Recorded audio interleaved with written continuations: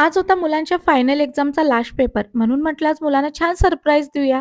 मुलांना बसमध्ये बसून घरी आले. मुलं 12 वाजता येणार होती म्हणून घरामधली कामं पटपट आवरून घेतली.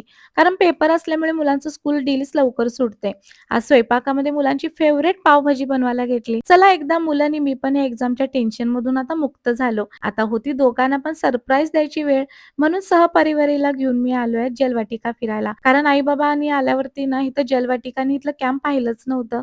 म्हणून म्हटलं सूर्यास्त होत असताना सर्वजण मिळून बोटिंग वगैरे करूया. म्हणून मी आईना की लाईफ जॅकेट वगैरे घालून दिलं आणि तेजस तनिष म्हणाले, "आम्ही दोघंच बोटिंग करणार, कारण आम्ही आता खूप मोठे झालोय." त्यामुळे आम्ही चौघंजण एका बोटीमध्ये आणि हे दोघंजण एका बोटीमध्ये बोटिंग करत होते.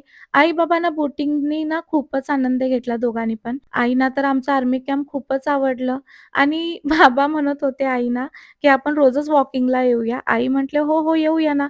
तुम्ही चालत आणि मी गाडीवरून."